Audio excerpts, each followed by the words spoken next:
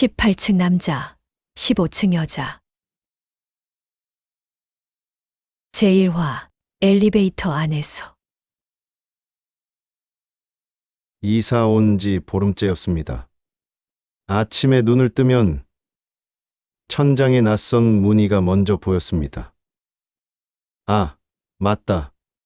여기가 내 집이구나. 새 아파트. 딸 은주가 골라준 곳.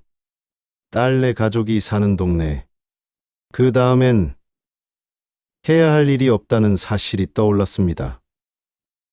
정년퇴직한 지 1년, 66의 나이, 40년을 회사에 묶여 살았습니다. 아침 7시 알람, 출근길 지하철, 회의실 형광등, 퇴근 후 소주 한 잔. 그게 제 인생의 리듬이었습니다. 그런데 작년 이맘때 그 리듬이 뚝 끊겼습니다. 정년퇴직, 악수와 박수, 꽃다발 하나, 그리고 텅 빈 시간. 처음 몇 달은 괜찮았습니다. 쉬는 게 이렇게 좋은 거구나 싶었습니다. 하지만 반년이 지나자 시간이 무겁게 느껴지기 시작했습니다. 하루하루가 제 어깨를 짓눌렀습니다. 해가 거실 바닥까지 기어들어오면 그제야 일어났습니다. 늦은 아침 묵힌 미역국을 데워 대충 끼니를 때웠습니다. 국이 식으면 비린내가 났지만 버리기는 아까웠습니다. 점심엔 은주가 전날 놓고 간 반찬통을 하나 꺼냈습니다. 깻잎 장아찌 한 장에 밥 2숟갈. 그걸로 충분했습니다. 은주는 착한 딸입니다. 35살. 중견기업의 과장. 결혼한 지 5년. 사위도 좋은 사람이고 손자도 이제 4살입니다. 은주는 일주일에 3번은 들렀습니다. 회사 끝나고 오는 길인데도 손에는 늘 무언가를 들고 왔습니다. 아빠, 이거 냉장고에 넣어놨으니까 데워 드세요. 알았죠? 그 말을 남기고 가는 뒷모습을 보면 미안했습니다. 저 때문에 은주가 자기 삶을 제대로 못 사는 건 아닐까. 하지만 입 밖으로 꺼내진 못했습니다. 외롭다고, 심심하다고, 말동무가 필요하다고. 그런 말은 딸에게 짐이 될 테니까요. 아내가 떠난 지 25년이 됐습니다. 유방암이었습니다. 발견했을 땐 이미 사기였습니다. 은주가 10살 때였습니다. 1년 3개월을 버텼습니다. 끝까지 웃으려 했던 아내. 마지막 순간까지 은주 걱정만 했던 사람. 그 후로 저는 혼자 은주를 키웠습니다. 육아와 회사 일을 병행하느라 정신없이 살았습니다. 여자를 만날 여유도 생각도 없었습니다. 그렇게 세월이 흘러 여기까지 왔습니다. 저는 문 밖으로 나갈 때면 습관처럼 휴대폰 화면을 켰습니다. 엘리베이터를 기다리며 뉴스를 스크롤했고 엘리베이터 안에서도 화면만 내려다봤습니다. 거울에 비친 제 얼굴을 보기 싫어서였습니다. 66살의 얼굴, 주름진 이마, 처진 눈꺼풀, 힘없이 내려간 입꼬리. 그 얼굴이 낯설고 창피했습니다. 이웃들과 눈이 마주치는 것도 피했습니다. 인사를 하면 또 어색한 말 몇 마디를 얹어야 하는데 그런 일들이 요즘 저에겐 유난히 힘에 부쳤거든요. 그래서 고개를 더 숙였습니다. 휴대폰 화면 속으로 숨었습니다. 그런데 최근에 15층에서 이상한 소리가 들리기 시작했습니다. 쿵 하는 둔탁한 소리. 때로는 여자의 울음소리 같기도 했습니다. 하지만 신경 쓰지 않으려 했습니다. 남의 집 일이니까요. 아파트란 게 원래 그런 거니까요. 그러던 어느 날, 그날도 별다를 것 없는 오후였습니다. 엘리베이터 버튼을 눌렀습니다. 18층. 카톡 알림이 오는 폰을 들여다본 채로 서 있었습니다. 은주가 보낸 메시지. 아빠, 저녁에 갈게요. 좋아하시는 김치찜 했어요. 그때였어요. 엘리베이터 문이 열렸습니다. 이상하게도 그 순간엔 화면을 보던 습관이 멈추었습니다. 마치 몸이 먼저 알아챈 것 같았습니다. 무언가 다르다고, 무언가 중요한 일이 일어날 거라고 나도 모르게 고개를 들었습니다. 그리고 시간이 멈췄습니다.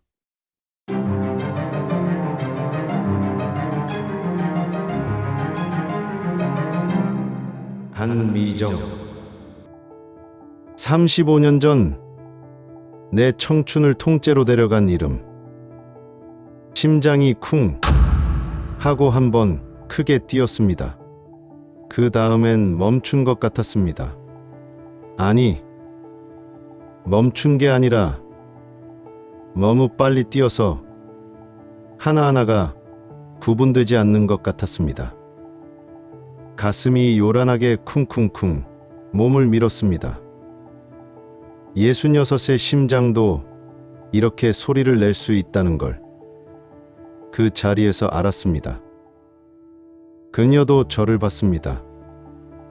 하지만 알아보는 것 같지는 않았습니다. 그냥 엘리베이터에 탄 낯선 중년 한 사람 정도로 생각했나 봅니다. 그녀는 고개를 살짝 숙여 인사를 건네고 안으로 들어왔습니다. 저는 한 발 뒤로 물러섰습니다. 그녀에게 자리를 내어주면서 그녀를 봤습니다. 아니, 훔쳐봤습니다. 눈가에 잔주름이 빛을 끌어모았습니다. 입가에 익숙한 선이 남아 있었습니다. 그녀가 웃을 때마다 생기던 그 선, 보조개라고 하기엔 미세하고 주름이라고 하기엔 사랑스러운 그 선이 여전히 거기 있었습니다. 머리는 희끗희끗 섞였지만 묶음 방식은 예전 그대로였습니다. 뒤로 깔끔하게 올려 묶고 앞머리 몇 가닥만 내려놓는 스타일. 25살의 그녀도 그렇게 머리를 묶었었거든요. 하지만 뭔가 달랐습니다. 그녀의 왼쪽 손목에 테이프가 감겨 있었습니다. 최근에 다친 것 같았습니다. 그리고 어깨가 약간 움츠러들어 있었습니다. 누군가를 경계하는 듯한 자세. 엘리베이터는 천천히 오르기 시작했습니다. 그녀는 15층 버튼을 눌렀습니다. 저는 이미 눌러진 18층을 확인했습니다. 3개 층의 거리. 말을 해야 할까요? 혹시 저를 알아볼까요? 아니, 알아본다 해도 뭐라고 말해야 할까요? 미정 씨, 나예요. 문호. 라고 말하면 그녀는 놀랄까요? 반가워할까요? 아니면 당황할까요? 입이 마르고 혀가 굳어버렸습니다. 결국 아무 말도 하지 못했습니다. 뒤에서 그녀의 등을 보는 것만으로도 벅찼습니다. 그녀의 등이 천천히 숨을 쉬고 있었습니다. 코트 천이 미세하게 들썩였습니다. 살아있는 사람의 등. 이 사람이 이 세상 어딘가에서 계속 살아왔구나.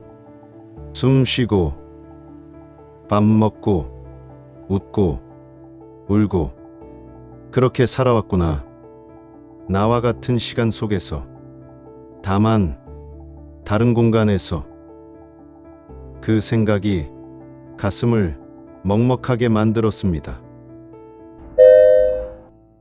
15층에 도착했고, 문이 열렸습니다. 그녀가 몸을 돌려 내렸습니다. 그 순간 그녀의 향기가 지나갔습니다. 비누 냄새 같기도 하고 세제 냄새 같기도 한 은은하고 깨끗한 향. 하지만 그 속에 약간의 약품 냄새도 섞여 있었습니다. 파스 같은. 문이 닫히기 시작했습니다. 저는 그녀의 뒷모습에서 눈을 떼지 못했습니다. 그녀는 복도를 따라 걸어갔습니다. 걸음이 약간 절뚝였습니다. 아주 미세하게. 다친 건 손목만이 아닌 것 같았습니다. 문틈이 좁아졌습니다. 그리고 완전히 닫혔습니다. 그날 밤 잠은 오지 않았습니다. 천장을 보며 누워 있었습니다. 불을 껐지만 어둡지 않았습니다. 뒤척였습니다. 과거가 한 장씩 넘겨졌습니다. 한미정. 우린 제가 25, 미정씨 21살 때 만났습니다. 회사 선배가 소개해준 자리였습니다. 내 후배야, 착하고 얌전해. 네 스타일일걸? 첫 만남은 명동의 작은 다방이었습니다. 그녀는 연두색 가디건을 입고 왔습니다. 수줍게 웃었습니다. 커피를 앞에 두고도 잘 마시지 못했습니다. 계속 잔만 만지작거렸습니다. 저 커피 별로 안 좋아해요. 그럼 왜 시켰어요? 다들 커피 마시잖아요. 그 대답이 귀여웠습니다. 다음엔 제가 차 파는 곳으로 모실게요. 그렇게 약속했습니다. 그리고 우린 다시 만났습니다. 첫 데이트는 덕수궁이었습니다. 돌담길을 걸으며 그녀가 말했습니다. 저 여기 좋아해요. 조용하고 운치 있고 미정 씨랑 잘 어울려요. 무슨 말이에요? 조용하고 운치 있다는 거요. 그녀가 웃었습니다. 볼이 발글에 물들었습니다. 그날 우린 작은 약속을 했습니다. 우리 매달 마지막 토요일에 만나요. 여기서. 네, 좋아요. 그 약속은 3년 동안 한 번도 어긴 적이 없었습니다. 비가 와도 눈이 와도 덕수궁 돌담길에서 만났습니다. 만난 지 1년이 되던 겨울, 미정 씨의 22살 생일날이었습니다. 미정 씨, 생일 선물 뭐 받고 싶어요? 문호 씨랑 함께 있으면 그걸로 충분해요. 그래도 뭔가 주고 싶은데. 고민 끝에 목도리를 선물했습니다. 제가 직접 고른 붉은색 캐시미어 목도리. 와, 예뻐요. 미정 씨가 매주면 더 예쁠 거예요. 그녀가 바로 목도리를 둘렀습니다. 하얀 피부에 붉은색이 잘 어울렸습니다. 이거 평생 할게요. 평생은 너무 긴데요. 그럼 문호 씨가 곁에 있는 동안은 할게요. 그 말이 예언이 될 줄은 그때는 몰랐습니다. 여름엔 한강에서 자전거를 탔습니다. 미정 씨는 자전거를 못 탔습니다. 제가 뒤에서 잡아주며 가르쳤습니다. 무서워요. 제가 잡고 있잖아요. 걱정 마세요. 놓으면 안 돼요. 안 놓을게요.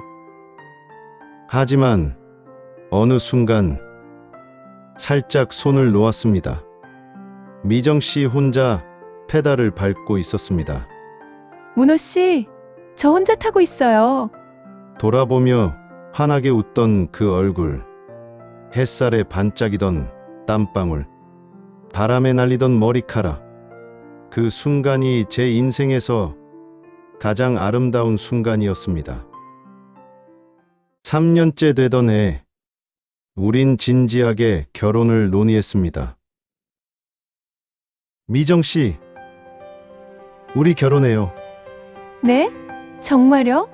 부모님께 인사드리러 가고 싶어요. 그녀의 눈에서 눈물이 맺혔습니다.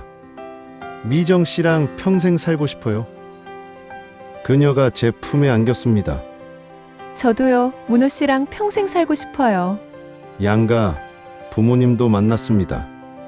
미정 씨의 아버지는 사업가였고 어머니는 차갑지만 품이 있는 분이었습니다. 다행히 저를 마음에 들어 하셨고 결혼을 허락하셨습니다. 그렇게 우리는 결혼 준비를 시작했습니다. 예식장도 보러 갔고 신혼집도 알아봤습니다. 미정 씨, 어디가 좋은 것 같아요? 문호 씨랑 있으면 어디든 좋아요. 그래도 미정 씨가 편한 곳으로 해요. 작은 전셋집을 계약했습니다. 미정 씨가 좋아하는 공원 근처였어요. 가구도 하나씩 골랐습니다. 침대, 식탁, 소파.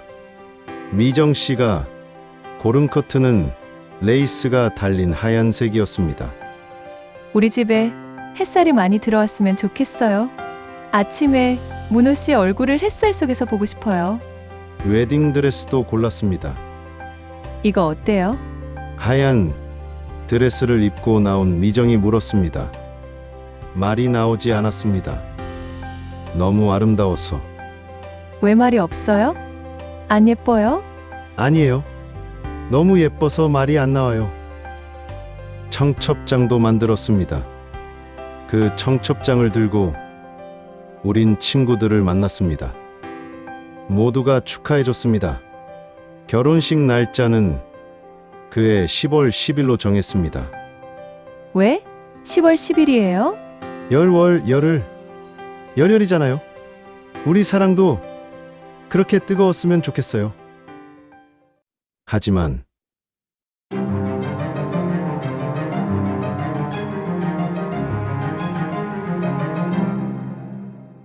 그해 여름 아버지가 쓰러지셨습니다. 뇌경색. 병원은 장기전을 각오하라고 했습니다. 어머니는 이미 몇 년 전에 돌아가셨고 형은 해외에 있었습니다. 병수발은 자연스럽게 제 몫이 되었습니다. 회사와 병원을 오갔습니다. 아침엔 회사, 저녁엔 병원, 주말엔 하루 종일 병원. 미정 씨는 이해해줬습니다. 괜찮아요, 문호 씨. 아버님이 먼저죠. 미안해요. 조금만 기다려줘요. 기다릴게요, 얼마든지요. 그녀는 병원에도 자주 왔습니다. 아버지를 위해 죽을 끓여왔고 제 손을 잡아줬어요. 힘들죠? 미정 씨가 있어서 괜찮아요. 거짓말. 눈이 벌써 움푹 들어갔는데요. 그녀가 제 얼굴을 쓰다듬었습니다. 조금만 힘내요. 우리 곧 결혼할 거잖아요. 하지만 시간은 계속 흘렀습니다. 1년이 지났습니다. 아버지의 상태는 나아지지 않았습니다. 결혼식은 연기됐습니다. 1달, 2달, 3달.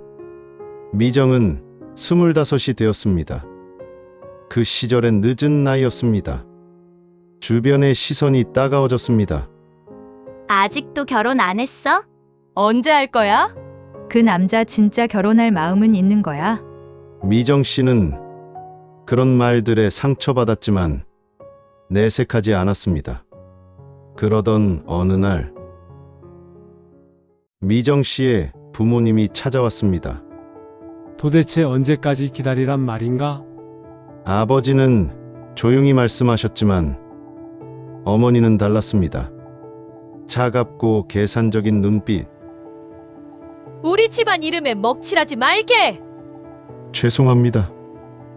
조금만 더. 조금이 벌써 1년이네. 우리 딸 인생이 장난인가? 할 말이 없었습니다. 그날 밤이었습니다. 병원 주차장 승용차 안에서 미정 씨 아버지가 절 기다리고 계셨습니다. 문호군, 네, 아버지. 다시는 내 딸을 만나지 말게. 그건 자네도 우리 딸이 불쌍하지 않나? 이제 그만 놓아주게. 봉투 하나를 내밀었습니다. 이걸 받으란 건 아니지만 병원비에 보태게. 그 봉투를 본 순간 모든 게 끝났다는 걸 알았습니다. 마지막 만남. 미정 씨가 병원 로비로 저를 불렀습니다. 그녀의 손엔 빨간 목도리가 들려 있었습니다. 제가 선물했던 그 목도리. 문호 씨, 미정 씨, 우리 여기까지인가 봐요. 미정 씨, 조금만 더. 더는 못 기다려요. 아니, 기다리면 안 돼요. 그녀의 눈에서 눈물이 흘렀습니다. 부모님이 다른 사람 만나라고 해요. 선자리가 잡혔어요. 미정 씨, 미안해요. 정말 미안해요. 그녀가 목도리를 제게 돌려줬습니다. 이것도 돌려드릴게요. 가지고 계세요. 선물인데요. 아니에요. 문호 씨 생각날 것 같아서 못 가지고 있을 것 같아요. 목도리를 받는 제 손이 떨렸습니다. 미정 씨, 나중에라도 아버지가 나으시면. 그땐 이미 늦었을 거예요. 그녀가 돌아섰습니다. 행복하세요, 문호 씨. 미정 씨, 돌아보지 않았습니다. 병원 로비를 나가는 그녀의 뒷모습이 흐릿해졌습니다. 눈물 때문인지 아니면 정말 멀어져서인지 그게 마지막이었습니다.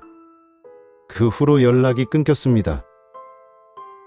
아버지는 파혼 1년 후 돌아가셨습니다. 장례를 치르고 허전한 방으로 돌아왔을 때 저는 이미 너무 말라 있었습니다. 서랍 깊은 곳에 넣어둔 빨간 목도리를 꺼내봤습니다. 미정의 향기는 이미 사라지고 없었습니다. 감정이 메말랐습니다. 사랑도, 슬픔도, 기쁨도 모든 게 무뎌졌습니다. 아버지가 돌아가신 지 2년 후 저는 회사에서 만난 여자와 결혼했습니다. 좋은 사람이었습니다. 조용하고 차분한 사람, 저를 탓하지 않는 사람, 그리고 은주가 태어났습니다. 딸을 보는 순간 제 안에 남아있던 마지막 따뜻함이 그 아이에게로 쏟아졌습니다. 아내는 정말 좋은 사람이었습니다. 하지만 우린 오래 함께하지 못했습니다. 다음 날부터 저는 우스운 일을 시작했습니다. 엘리베이터를 괜히 탔다 내렸습니다. 아침에 한 번, 점심에 한 번, 저녁에 또 한 번, 우편함에 갈 것도 없이 내려갔다가 다시 올라왔습니다. 편의점에 갈 것도 없는데 1층까지 내려갔다가 그냥 되돌아왔습니다. 그런다고 다시 마주칠 리 없다는 걸 알면서도 몸이 먼저 움직였습니다. 마치 10대 소년처럼 짝사랑하는 여자아이의 교실 앞을 배회하듯이 66의 남자가 엘리베이터를 배회했습니다. 우습죠. 저도 압니다. 하지만 멈출 수가 없었습니다. 사흘째 되는 날이었습니다. 지하 주차장이었습니다. 차 점검을 하러 내려갔다가 다시 올라가는 길이었습니다. 엘리베이터를 탔습니다. 혼자였습니다. 버튼을 눌렀습니다. 18층. 문이 닫히기 시작했습니다. 그런데 그때였습니다.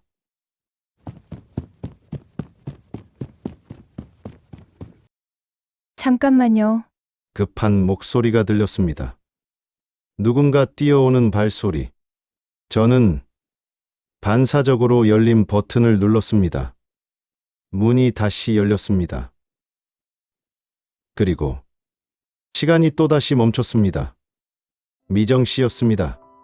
숨을 헐떡이며 손에 장바구니를 든 채 엘리베이터 안으로 들어왔습니다. 감사합니다. 그녀가 고개를 들어 저를 봤습니다. 그 순간 그녀의 눈이 커졌습니다. 입술이 살짝 벌어졌습니다. 그녀의 목소리가 떨렸습니다. 혹시 문호 씨? 제 심장이 터질 것 같았습니다. 그녀가 저를 알아봤습니다.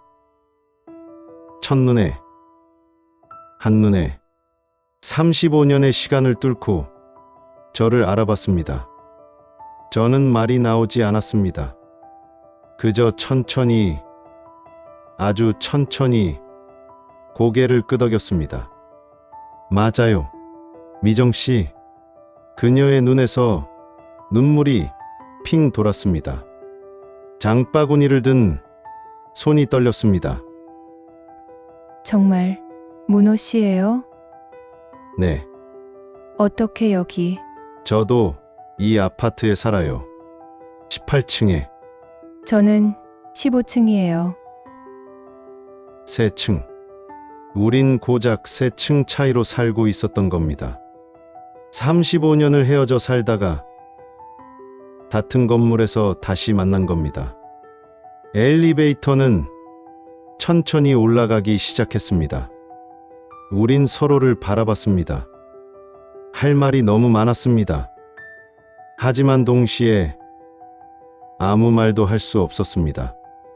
지하 2층, 지하 1층, 1층, 1층에서 문이 열렸습니다.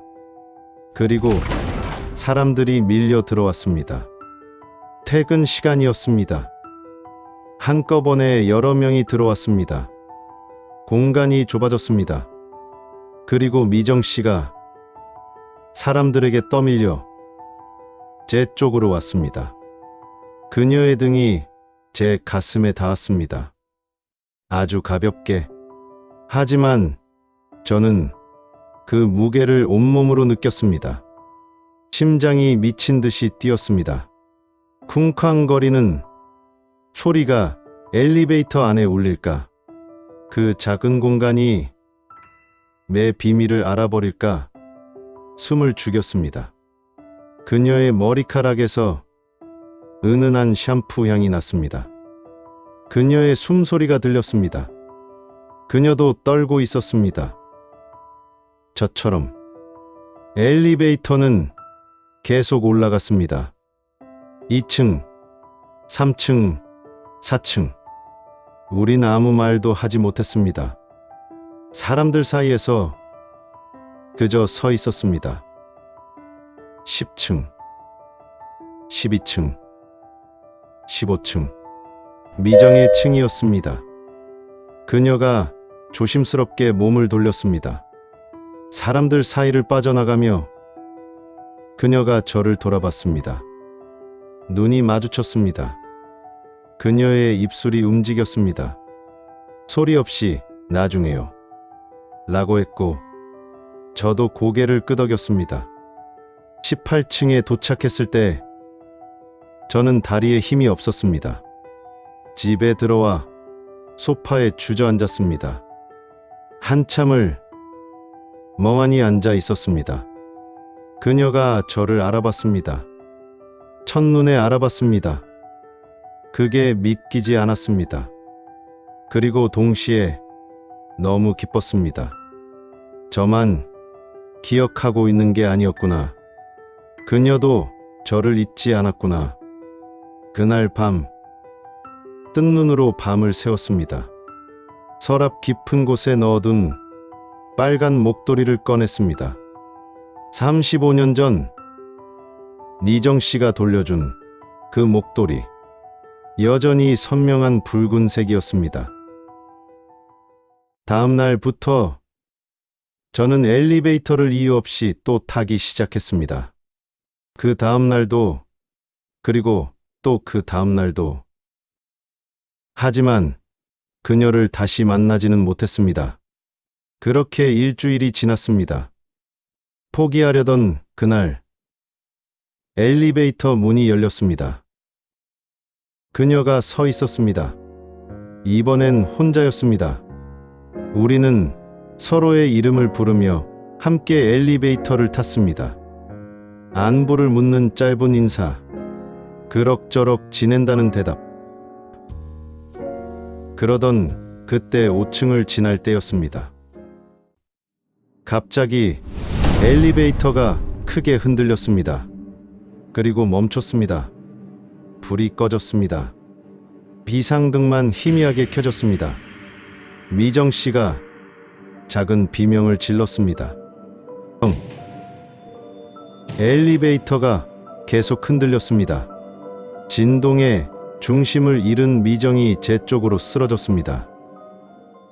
본능적으로 그녀를 받아 안았습니다. 괜찮다고, 금방 복구될 거라고 안심시키려 했지만 사실 저도 떨렸습니다. 어둠 속에서 그녀의 숨소리가 빨라졌습니다. 무섭다고, 그냥 이렇게 있어달라고 했습니다. 어둠 속에서 우린 서로를 놓지 못했습니다. 아니, 놓고 싶지 않았습니다. 35년 만의 포옹이었습니다. 그녀의 몸이 떨렸습니다. 무서움 때문인지, 아니면 다른 감정 때문인지 저도 떨렸습니다. 그녀를 다시 안고 있다는 사실이 믿기지 않아서. 시간이 이대로 멈췄으면 좋겠어요. 그녀가 제 가슴에서 고개를 들었습니다. 희미한 비상등 불빛에 그녀의 눈이 반짝였습니다. 저도요. 이대로 계속. 우린 서로를 바라봤습니다. 어둠이 오히려 우릴 자유롭게 했습니다. 볼 수 없으니 더 솔직해질 수 있었습니다. 보고 싶었다고 그녀가 작게 속삭였습니다. 저도 많이 보고 싶었다고 대답했습니다. 문호 씨 목소리가 그대로라고, 미정 씨도 향기도 그대로라고. 그녀가 제 가슴에 다시 얼굴을 묻었습니다. 조금만 더 이렇게 있으면 안 되냐고. 우린 한참을 그렇게 안고 있었습니다. 서로의 체온을 느끼며, 서로의 숨소리를 들으며 35년의 시간이 사라진 것처럼. 그런데 그때였습니다. 갑자기 불이 들어왔습니다. 엘리베이터가 다시 움직이기 시작했습니다. 우린 천천히, 아주 천천히 서로에게서 떨어졌습니다. 아쉬움이 가득한 눈으로 서로를 봤습니다. 얼굴이 빨개진 채로. 15층입니다. 기계음이 들렸습니다. 문이 열렸습니다. 그녀가 내리기 전에 돌아봤습니다. 내일 오후 2시 아파트 뒤쪽 공원 벤치에서 만나자고. 사람들이 잘 안 오는 곳이라고. 저는 고개를 끄덕였습니다. 문이 닫혔습니다. 18층까지 올라가는 동안 제 가슴은 계속 뛰었습니다. 그녀의 온기가 아직도 제 품에 남아있는 것 같았습니다. 다음 날 오후 2시. 저는 30분 일찍 공원에 나갔습니다. 동네 사람들이 볼까봐 공원에 후미진 벤치를 골랐습니다. 나무 그늘 아래 사람들의 시선이 잘 닿지 않는 곳. 10분을 기다렸습니다. 그녀가 왔습니다. 벤치에 나란히 앉았습니다. 바람이 잔잔했습니다. 나뭇잎 그림자가 무릎 위로 흔들렸습니다. 우리는 한참을 아무 말도 하지 못했습니다. 가까이서 본 그녀의 얼굴엔 35년의 시간이 고스란히 새겨져 있었습니다. 하지만 여전히 아름다웠습니다. 아니, 더 아름다워 보였습니다. 그 시간들을 견뎌낸 흔적들이. 문호 씨, 네, 정말 문호 씨예요? 네. 살아 계셨네요. 그 말이 가슴을 찔렀습니다. 살아 계셨네요. 마치 제가 죽은 줄 알았다는 듯한 말투. 미정 씨도요. 네, 우린 서로를 보며 웃었습니다.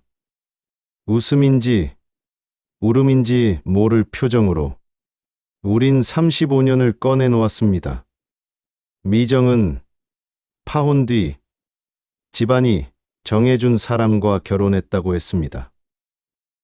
최상도 아버지 사업 파트너의 아들이었어요.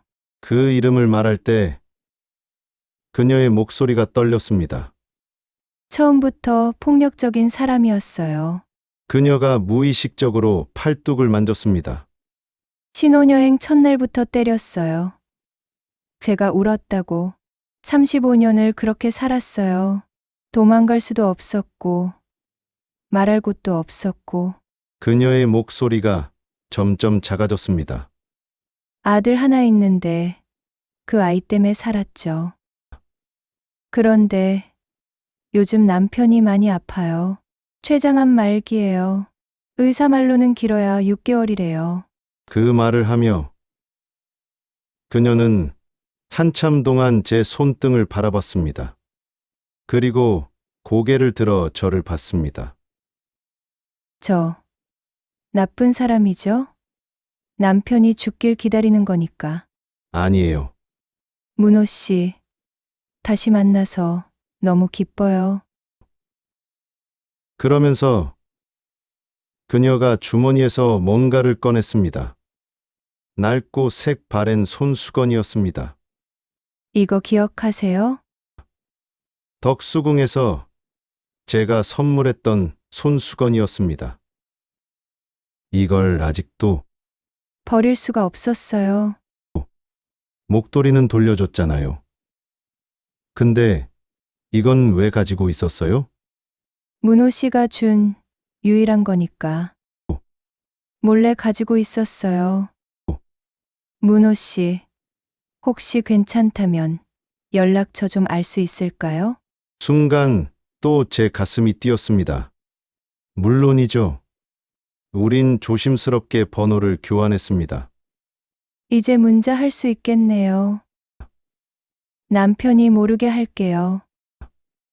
그날 이후 미정 씨가 먼저 문자를 보냈습니다. 문호 씨, 오늘 하루 잘 보내셨어요? 짧은 문자였지만 가슴이 뛰었습니다. 네. 미정 씨도 잘 계시죠? 네. 그냥 문호 씨가 정말 있는 건지 확인하고 싶었어요. 그렇게 우린 문자를 주고받기 시작했습니다. 아주 조심스럽게 짧은 메시지들로. 일주일 후, 우린 다시 공원에서 만났습니다. 이번엔 조금 더 편안했습니다. 손을 잡았습니다. 아주 조심스럽게. 이래도 괜찮을까요? 괜찮아요. 우린 벤치에 나란히 앉아 손을 잡고 하늘을 봤습니다. 많은 말을 하진 않았습니다. 그저 옆에 있다는 것만으로 충분했습니다. 그렇게 며칠이 지났습니다. 문자는 계속 왔고, 우린 일주일에 한두 번 만났습니다. 공원 후미진 벤치에서요. 어느 날 오후였습니다. 공원에서 헤어지려는데 제가 먼저 말했습니다. 미정 씨, 네. 혹시 우리 집에서 차라도 한잔 하실래요? 그녀가 놀란 듯 저를 봤습니다. 거기 괜찮을까요? 딸이 가끔 오긴 하지만 어차피 혼자 살아서 괜찮아요. 부담스러우면. 아니에요. 가고 싶어요. 오는 날은 따로 연락 주기로 하고 우린 헤어졌습니다. 일주일 후 그녀에게 문자가 왔습니다. 문호 씨, 오늘 갈게요. 남편이 병원에 입원했어요. 며칠 있을 거예요. 네, 기다리겠습니다. 30분 후.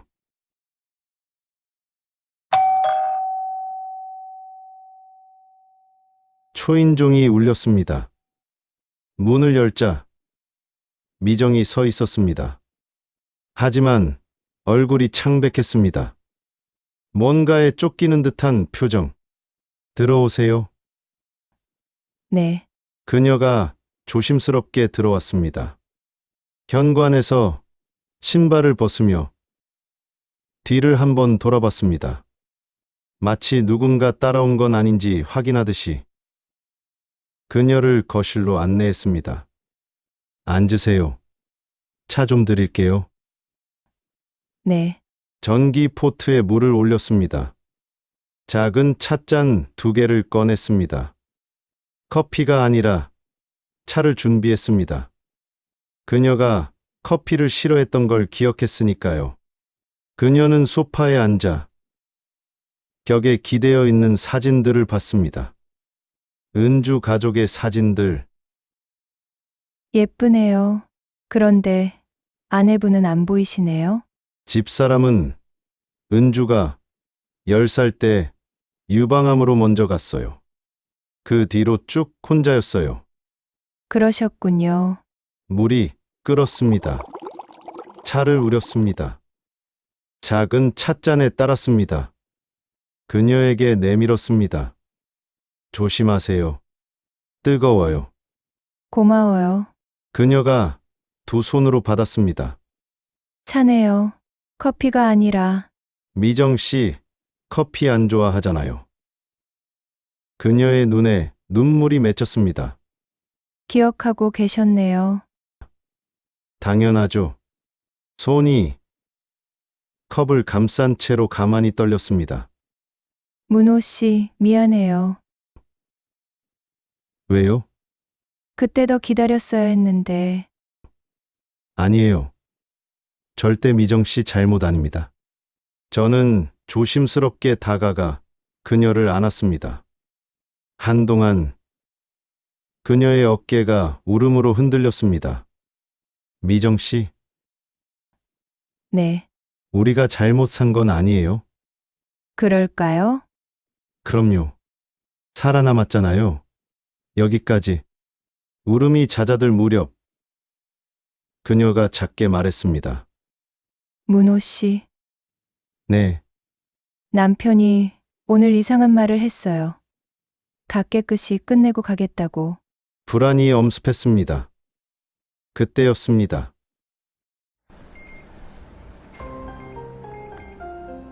현관, 번호키 소리. 그 짧은 순간이 영원처럼 느껴졌습니다. 번호를 아는 사람은 은주뿐. 하지만 은주는 이 시간에 회사에 있어야 했습니다. 미정의 얼굴이 하얗게 질렸습니다. 그녀가 제 손을 꽉 잡았습니다. 얼음장처럼 차가운 손. 문이 열렸습니다. 현관에서 신발 벗는 소리. 늘 듣던 그 소리. 하지만 오늘은 뭔가 달랐습니다. 발걸음이 무거웠습니다. 미정 씨가 천천히 일어섰습니다. 저도 일어섰습니다. 은주가 거실로 들어왔습니다.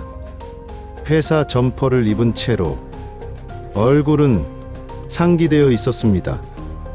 마치 뛰어온 것처럼. 그리고 마주쳤습니다. 아직 따뜻한 차, 낯선 여자고도 한 켤레. 은주의 눈이 그것들을 차례로 훑었습니다. 그리고 미정을 봤습니다. 긴 침묵. 아무도 먼저 말하지 못했습니다. 마침내 은주가 입을 열었습니다. 아빠, 은주의 목소리가 낮고 차분했습니다. 너무 차분해서 오히려 무서웠습니다. 아빠, 이분은 누구세요?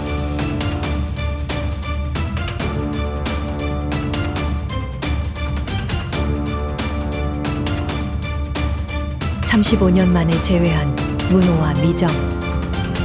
정전된 엘리베이터에서의 은밀한 미래.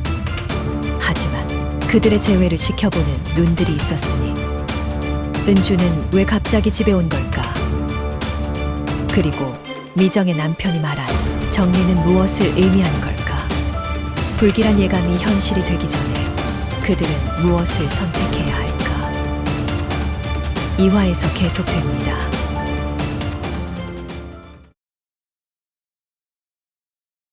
에필로그 18층에 누군가 이사를 온다고 했습니다. 경비 아저씨가 그러더군요. 중년 남자 혼자 산다고, 조용한 사람이라고. 이사 트럭이 떠난 뒤 복도에서 그분을 처음 봤습니다. 심장이 멈추는 줄 알았습니다.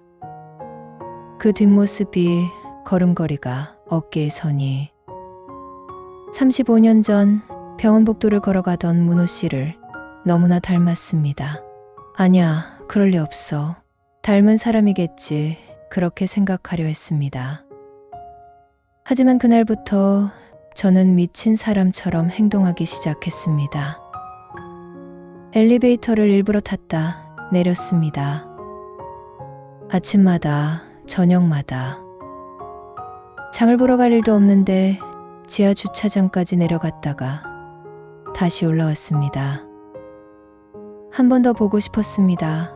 그 사람을. 문호 씨를 닮은 그 사람을. 며칠 후 드디어 엘리베이터에서 마주쳤습니다. 그분은 고개를 숙이고 휴대폰만 보고 있었습니다. 한 번도 제 쪽을 보지 않았습니다. 그 모습에서 어딘가 모를 쓸쓸함이 보였습니다. 외로움이 보였습니다. 저와 같은. 더 가까이서 보니 정말 문호 씨를 닮았습니다. 아니, 문호 씨가 늙으면 저렇게 되겠구나 싶었습니다.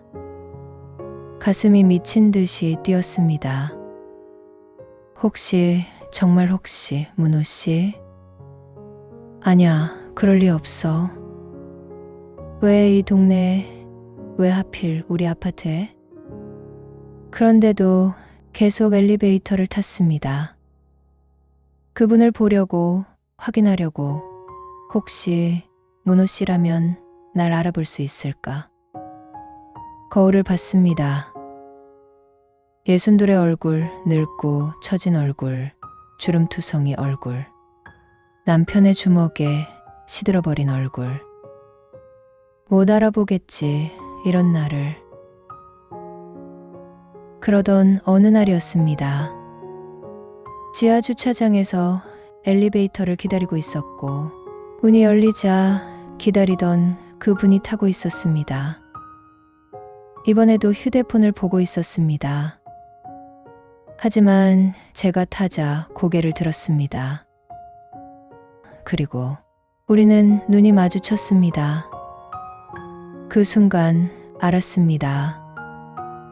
문호 씨다. 진짜 문호 씨다. 35년 만에 여기서 이렇게. 숨이 막혔습니다. 다리에 힘이 빠졌습니다. 장바구니를 놓칠 뻔했습니다. 그때 용기를 냈습니다. 평생의 용기를 다 끌어모아 혹시 문호 씨냐고 물었고, 그분의 눈이 커졌습니다. 입술이 떨렸습니다. 천천히 아주 천천히 고개를 끄덕였습니다. 맞아요, 미정 씨. 그 순간 그분 눈에서 무언가 반짝였습니다. 문호 씨가 날 보고 울고 있었습니다. 심장이 터질 것 같아 버티기가 힘들었습니다. 같은 공간에 서 있을 힘이 없었습니다. 35년의 지옥에서 날 구하러 온 영웅 같았습니다. 1층에서 사람들이 탔고 우린 말 한마디 못했습니다. 하지만 우린 느꼈습니다. 숨소리로, 체온으로. 그런 문호 씨를 뒤로하고 15층에서 내려 집에 들어와 거실에 주저앉았습니다. 그리고 한동안 울음이 멈추질 않았습니다. 35년 만에 처음으로 행복해서 우는 울음이었습니다. 그때 남편의 주먹이 저의 뺨을 때렸습니다. 하지만 이상했습니다. 그날은 고통이 없었습니다. 아니, 고통을 느낄 수가 없었습니다. 머릿속에 온통 문호 씨 생각뿐이었으니까요. 문호 씨의 눈빛, 문호 씨의 목소리, 문호 씨의 떨리는 손. 남편의 주먹도, 욕설도, 그 무엇도 제 마음속으로 들어올 수 없었습니다. 그곳은 이미 문호 씨로 가득 차 있었으니까요. 며칠 후 다시 엘리베이터에서 만났습니다. 이번엔 우리 둘뿐이었습니다. 처음으로 제대로 대화를 했습니다. 꿈만 같았습니다. 내 이름을 부르는 그 목소리를. 그런데 그날 엘리베이터가 고장났습니다. 덜컹거리는 진동에 제가 쓰러졌고 문호 씨가 절 받아 안았습니다. 그 품이 너무나 따뜻했습니다. 35년 전 그날처럼, 한강에서 자전거를 가르쳐 주던 그날처럼 어둠 속에서 서로를 안고 있었습니다. 시간이 멈췄으면 좋겠다고 문호 씨가 말했습니다. 저도 그랬습니다. 문호 씨의 숨결이 제 머리카락을 스쳤습니다. 고개를 들었습니다. 희미한 비상등 불빛에 문호 씨의 얼굴이 보였고 우리의 입술은 닿을락말락했습니다. 입술이 닿지 않았어도 문호 씨를 느낄 수 있었습니다. 숨소리로, 그 떨림으로, 가슴에 전해지는 심장 소리로 제 몸도 뜨거워졌습니다. 35년 동안 얼어있던 제 몸이 녹아내리는 것 같았습니다. 하지만 선을 넘을 순 없었습니다.